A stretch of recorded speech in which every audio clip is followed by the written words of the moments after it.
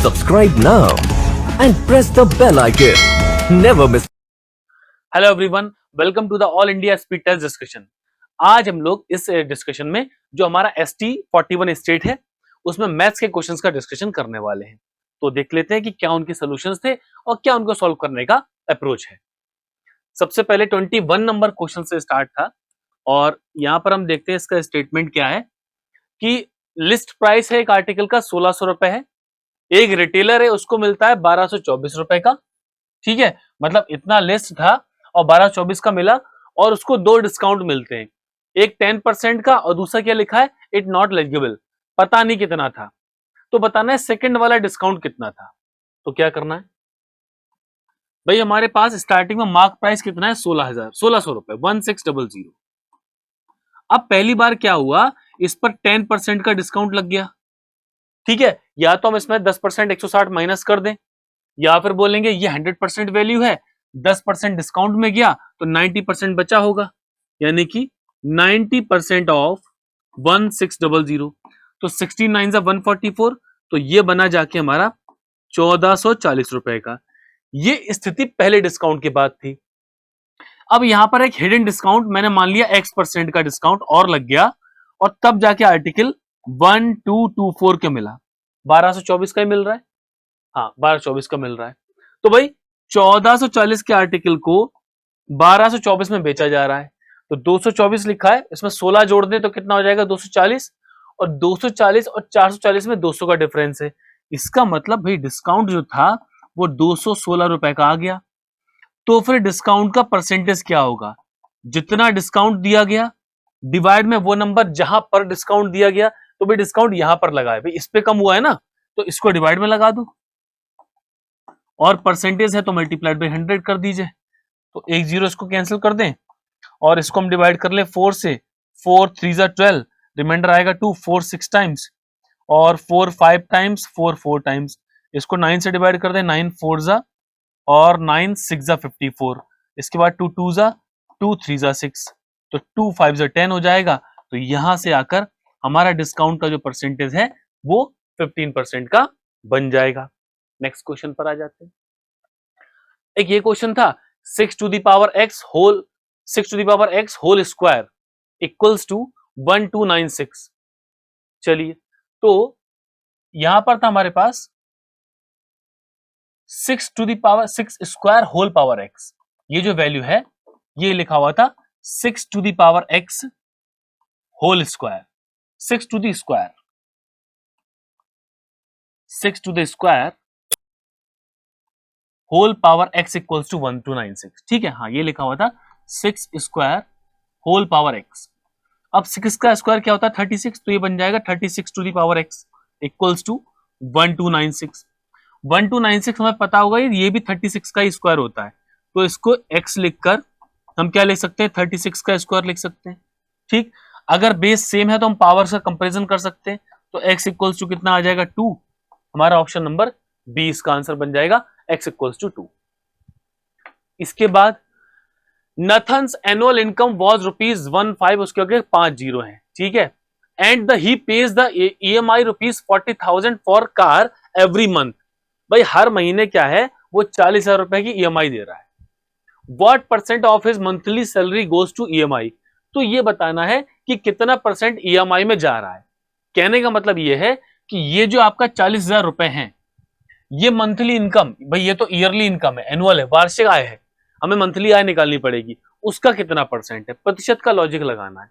तो भाई पहली बात तो ये, पहले तो हम कैलकुलेट करेंगे मंथली इनकम। वार्षिक आय दे रखी है, आप मासिक आय निकाल लो। हमें पता है कि एक साल में 12 महीने होते हैं, तो इस वर्ष वाले को 12 से डिवाइड कर दो। ठीक है, तो 1 5 1 2 3 4 5 टाइम जीरो, 5 बार जीरो है, 12 से डिवाइड कर लें तो क्या आएगा 12 1 12, रिमाइंडर आएगा 3, तो ये 20 बन गया, 3 तो 30 बन गया, 12 2 24, रिमाइंडर आ गया 6, 125,000। ये उसकी मंथली इनकम आ गई। अब भाई 40,000 रुपए दे रहा है, ये उसकी मंथली इनकम है, तो बताना है 40,000 ये 125,000 का कितना परसेंट है। तो रिक्वायर्ड परसेंटेज 40,000 डिवाइडेड बाई 1 2 5 1 2 3 और परसेंटेज के लिए मल्टीप्लाइड बाई 100, तो ये 3 जीरो तो यहां से कैंसिल हो गए। ठीक है, 25 5 जा और 25 4 जा, 5 से डिवाइड कर देंगे 8 टाइम्स, तो 8 4 जा कितना आ जाएगा, 32% आ जाएगा। तो ऑप्शन नंबर बी जो था वो हमारा यहां से करेक्ट आंसर बन जाएगा। Next, the ratio between the present age of Raju and Sahil is 5:9। तो R for Raju, ratio S for Sahil, और इनका रेशियो है 5:9। ठीक, अब क्या लिखा है, Raju is 12 year younger than Sahil. Raju जो है साहिल से 12 वर्ष छोटा है, मतलब दोनों की एज में 12 वर्ष का डिफरेंस है। तो वही रेशियो में कितना डिफरेंस है, 4 का, 4 नहीं है, कितना है, 12 वर्ष है। तो यहां से हम 1 यूनिट का मान निकाल सकते हैं, भाग कर दो, 3 वर्ष के बराबर।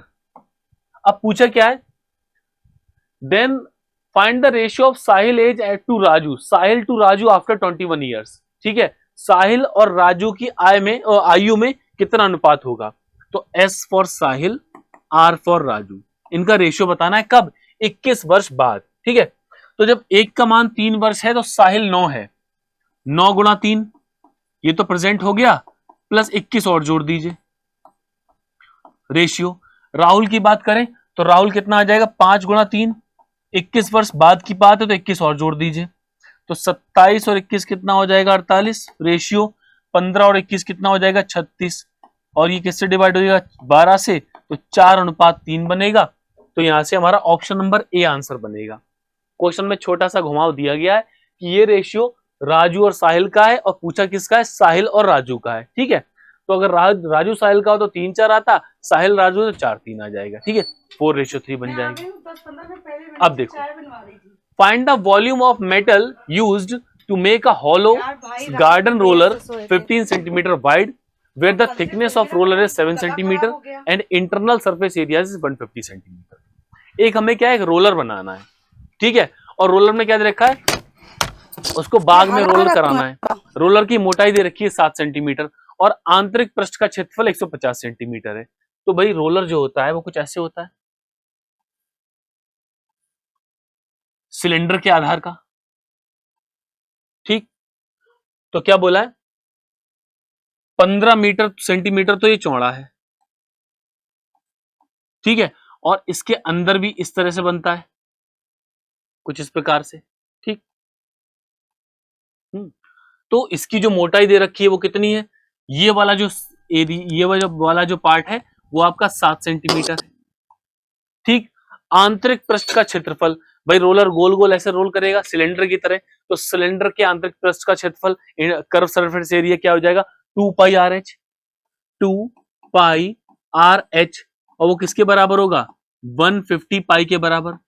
तो पाई तो हो जाएगा आपका कैंसिल, 2 इंटू आर, एच क्या होगा, ये चौड़ाई है, ये इसकी हाइट बन जाएगी, इक्वल्स टू 150, 15 से डिवाइड कर दें 10 बार, तो आर इक्वल टू कितना आ जाएगा, 5 सेंटीमीटर। ठीक, तो त्रिज्या आ गई आपकी 5 सेंटीमीटर।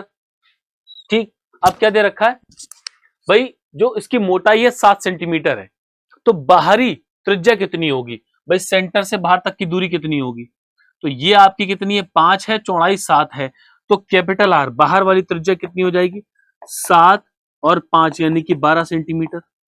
ठीक है, कैसे बनेगा भाई, एक मुझे यहां से एक सर्किल ऐसा है, ठीक, केंद्र से यहां तक तो आपका 5 है और ये बाहर वाला 7 है, तो यहां से लेके बाहर तक का एरिया जो लेंथ होगी वो 12 सेंटीमीटर होगी, बिल्कुल होगी।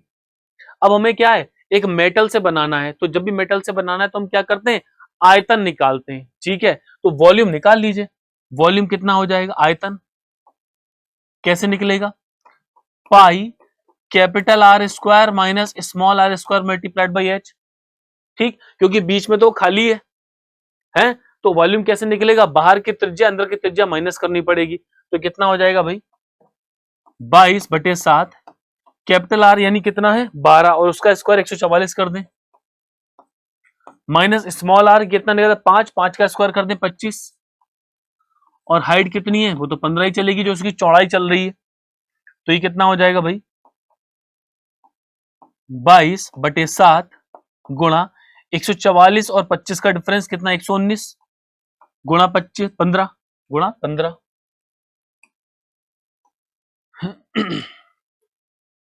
गुणा 15 आ गया। तो 17 सत्ते 119 होता है, मतलब कि 17 बार डिवाइड होगा। 15 से गुणा कर दो पहले, 15 दूनी 30 का जीरो हासिल 3, 15 दूनी 30, 3 33 मल्टीप्लाइड बाई 17।